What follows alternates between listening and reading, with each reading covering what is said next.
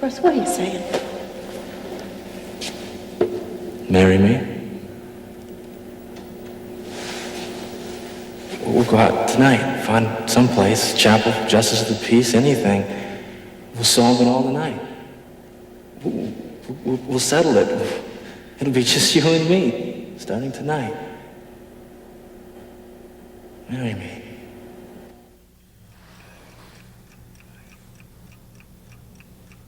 I was kind of hoping that you might chicken out the last minute. You know what I mean? If I blew a chance like this, I couldn't live with myself. Come on. Now that you've taken it, I don't know that I can live with you, Beck. Russ!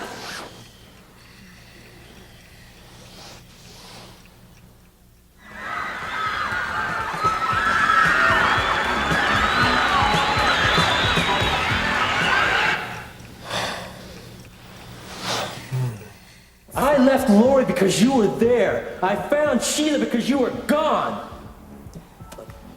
What it takes to fulfill me, you don't have. Beck!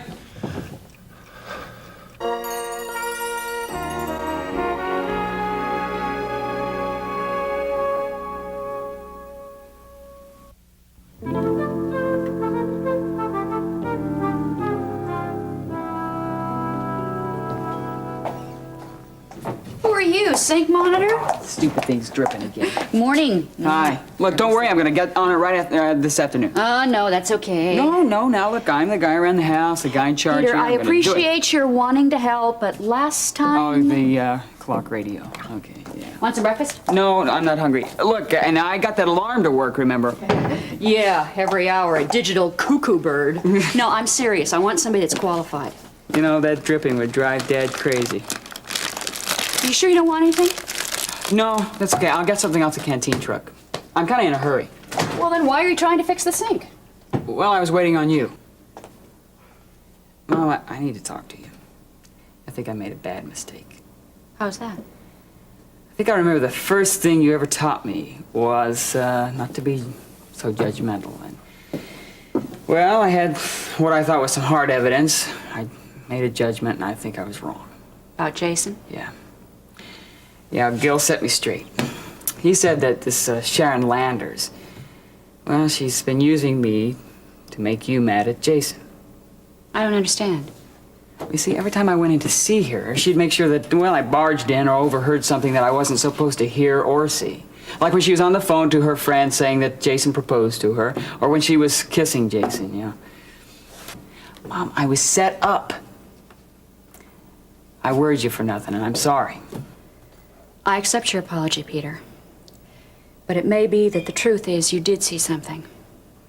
Oh, great. Now you're going to be suspicious no matter what anybody tells you. No, I have discussed it with Jason. Openly, or was he apologizing? All right. Our talks haven't always been on the friendliest terms, but I do know he was seeing Sharon, and he wasn't telling me. Look, you know, I don't have a claim on Jason. It wasn't his socializing I minded, it was just that he was keeping it from me. And now the damage has been done. To a degree. If you've been misled, I can forgive Jason that much. Now, aren't you judging him? No, I'm discerning, Peter. There's a difference. Why does that sound like a loophole? I'm not judging Jason's motives. I'm only recognizing the fact... Yeah, that he was seeing someone behind your back. It sounds like you're judging him as a deceitful person. Peter, it's been very difficult for me to have any emotional involvement since your father's death. And I have fought being personally interested. I'm sorry if I'm oversensitive or if I'm being judgmental. Please forgive me.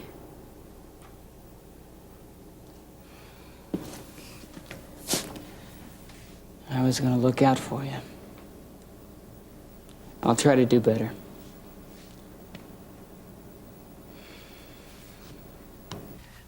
Hello? Yes, this is Mrs. Mason. Yes, I filled out the application and I took the test. No, I've not been notified. I got it? Praise God. Oh, that's fantastic. No, it's... When should I start? Oh, okay, I'll be waiting. I will. Thank you. Thank you. Mama, I got the job. Oh, it's wonderful. I couldn't believe it. Do you know what? This is the first real job I've ever had in my whole life. Well, what do you say we sing a hymn of Thanksgiving? I think so. Wait, Mama, why don't we sing it? I'll play the piano. Okay. Well, there is something that I want to talk over with you. What, a new singing job or something? This is personal. Oh, since when have we separated professional from private, lady? This is very personal, Gene. Oh, really? I went to see Reverend Cruz a couple of weeks ago, and he recommended a family counselor for us. Carla, what are you talking about? The romance in our marriage. Our sex life? More specifically, yes. You went to a pastor about that?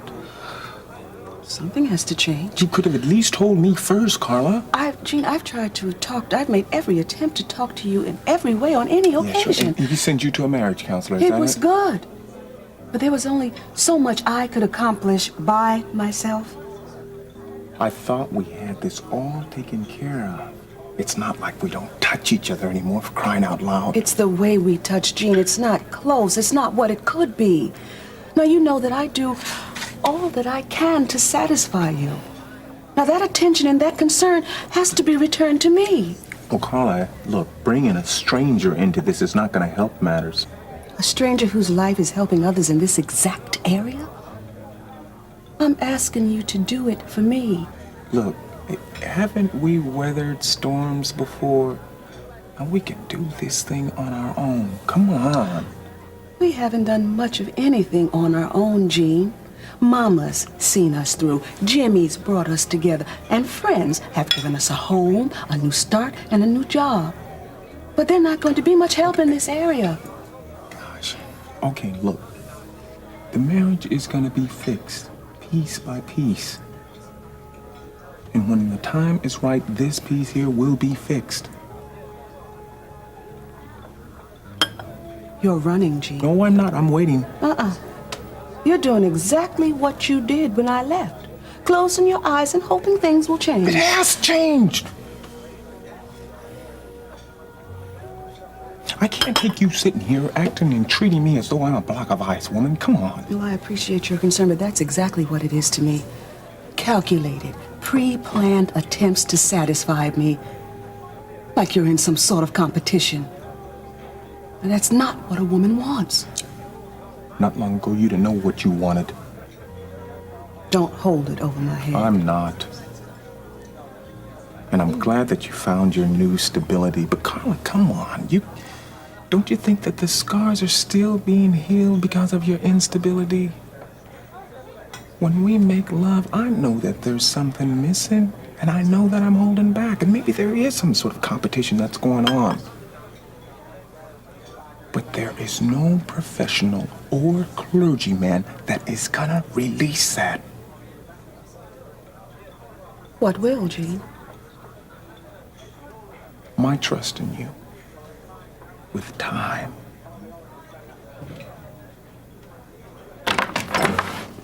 Well, aren't you a picture of domestic servitude? Ben's not here. Great. That's the best news I've heard all day. Gil, I'm in the middle of a job I hate, and I've got 10 things to do after this that I hate. Well, it sounds like you need a diversion. Out. Just came by to drop off these plans. Doctor's orders. Put them on the table. You know, I don't understand it. Girls doll themselves up and they lose something. But then when I take a look at you, you know, in that nice casual t-shirt, brings a man out of me. That's not a man.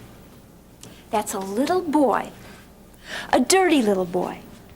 So why don't you just stand up and get out? Now, you're not going to throw me out over a yellow waxy buildup, are you? You're not funny. And you're not charming. But I'm so good looking.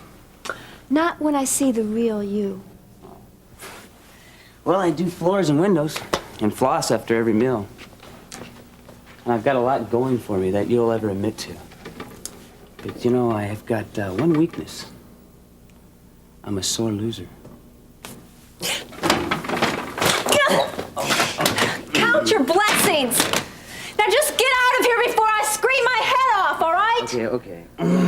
But let's not tell Ben about this, okay?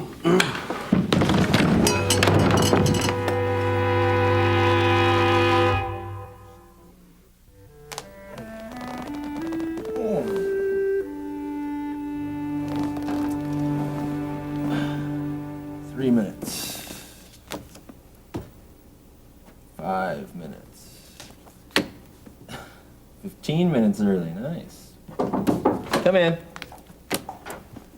Mrs. Davidson, hi. Lester's out for the day. Well, I've come to see you, Russ. Oh, well, then have a seat.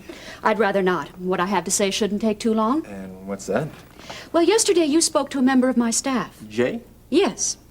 After a very demanding 14-hour day, you reprimanded her for taking a lunch break. Her time card did say that she was supposed to be on duty. Did you happen to notice what the other time card said? There were very few yesterday, yes. Which might lead you to believe that we were understaffed at the time. We are meeting the standard personnel number. I do check these things. Well, in the first place, what personnel deems a viable quota of working nurses falls far short of what's really needed. So I was supposed to discuss hospital policy with your nurse first? You should have understood the stress and sacrifice under which she was working. And in the second place, she is just that, my nurse, under my supervision. And any problem you may have with her should be brought to me. Mrs. Davidson, it's not as if I fired the woman. She quit. I was only questioning what she was doing in the cafeteria when her time... Nurses are not punch cards. I don't care what her clock said. I am talking about the personal fatigue of a human being, which accounts for her quitting. Oh, I understand. I'm sitting here twirling my mustache. You yell at me for being insensitive. It is only a matter of following the proper lines of authority. Well, I'll tell you something, Mrs. Davidson. The patients of this hospital are human beings, too. And their personal needs are a little more pressing. And while we're on the subject, Mr. Lewis has not once, but more than once, walked by the nurses' station and seen patients ringing the buzzer with no nurses attending to it. Well, obviously, that's because they were in the cafeteria playing cards. You know, I am only saying what my boss tells me to watch for. Well, would you kindly look for something else? I will not have you looking for brownie points by playing the tough guy and reprimanding a woman who is your senior in age, experience, and tact. That is what this is all about, isn't it? Well, it does come into play here. I mean, what you think is assertiveness is presumption. You've been here hardly a month, and already you've talked down to my senior surgical nurse. That is explained by the lines of authority. That still is no excuse for your tone and your behavior. You were insensitive in her situation. You were impolite in your manner. You leapfrogged her superiors. And if you think Lester Lewis is going to approve of that, it only shows how inexperienced you really are.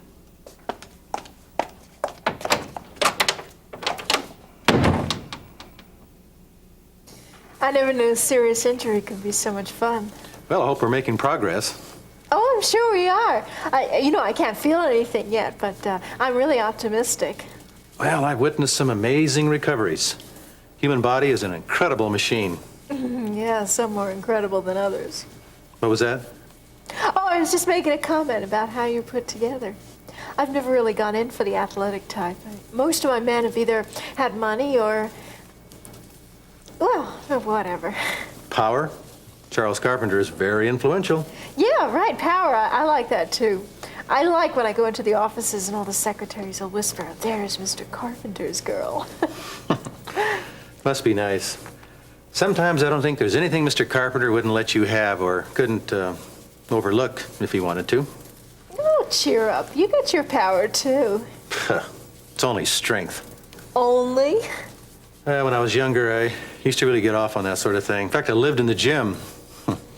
My days were spent with training and tanning and tuna fish. How unique. Yeah, well, I finally had to grow up. I found myself into physical therapy work. In fact, I already knew most of the terms anyway. And sometimes I feel like just a glorified masseur. Oh, well, I wouldn't work. Ow! Oh. Too hard? Yeah, be careful. What do you think I am? Barbells or something? All I did was just do that. Ow! Yeah, well, don't do it again. Well, I think that'll be all today, Nancy. I think I'm finished. Why don't you get up? Hey, what is that? Some kind of cruel joke or something? No, No cruel joke. We call that positive thinking. It's not good to have everyone just get everything for you and do everything for you. Sometimes it's good for the mind to hear words like, let's go and get up, you know? I wish I could figure you out. Why is that? I'm not so mysterious. Well, when I first met you, I thought, well, this freewheeling Adonis type who's kind of stuck on himself, good for passing the time. What do you think now? Well, I don't know, you're a little more curious than I thought. Or maybe, in other words, I'm a little smarter than I look? I can see how that could become a problem. What is it about men, dear Alex, that makes them so power-hungry? Don't generalize. All men are not like that.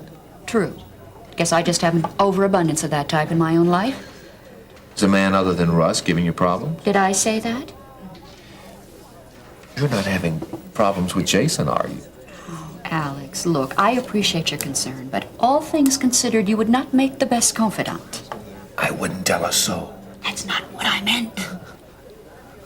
Well, you can't tell me that Jason's too power hungry. Now, think what I might about Jason. I'd never accuse him of being too domineering. There's more than one way to be that. Didn't your mother ever tell you it's the sweet, timid girls who sink their hooks in the deepest? Oh, and it's the same way with the opposite sex. I'm hoping not. My dear, I can't tell you how heartbroken I am about your troubles with Jason. If this is the end of you two, I don't know what I'll do. No, all right, stop that. It is not fair. I mean, here I am having all these problems with men when I need to find a capable male who can fix my sink. But what's wrong? Drip, drip, drip. Now, Peter wanted to take a crack at it, but I couldn't afford any more damage. I'll volunteer. You think you can fix it?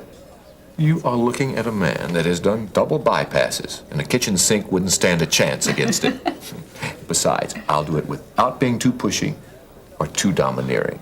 And when you're finished, you won't smugly tell me any idiot could have fixed it? I promise. Well, it's settled then. We'll call it a date. An appointment. Yeah, I saw your sister today. She was back. We're bothering her again. Oh, no. Peter, you've got to learn how to read women. I think your sister finds me kind of different. Oh, I won't argue with that. I wish I could read women, too. Especially my mom. Acting kind of weird. Well, I told her about that thing, Sharon setting me up and all. What's she say about that? It's because she doesn't want to admit she's wrong. No. Peter, when a woman gets all upset about another woman and finds out it was nothing, okay, then she can't handle the thought of losing all those tears over nothing. So she says it's something. Oh, that's obvious. Yeah. That's it. I'm taking a break. You start cooking in your own restaurant now? My regular cook is out getting married. I've been back in the kitchen 9 straight hours. Finally, some bozo orders a ham and cheese with 2 of this, 1 of that, and none of this. Forget it. I'm taking a rest. Hey, speaking of marriage, we were just talking about... Yeah, how come you've never tied the knot in all these years? It's this ugly streak of self-preservation that runs through. Besides, I have a mission to older, unmarried women. I have to spread the word that all the good men are taking. Hey, now we're proof of that. You guys are still young. See, there's actually 3 sexes: men, women, and women over 30. See, I work in the field of something forgotten sex. It's a tough job, but somebody has to do it. Oh, you get real inspired, dog. Hey, what's that? I don't think I hit my bed. Come here, quick, a woman's been hit.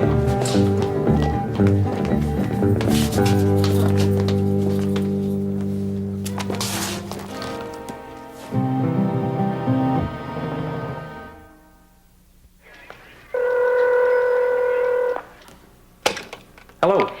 Ben, hi. Well, hi, I just got back. How was your golf game? Terrible. I bogeyed the last 5 holes. Oh, well, my day hasn't been going so great either.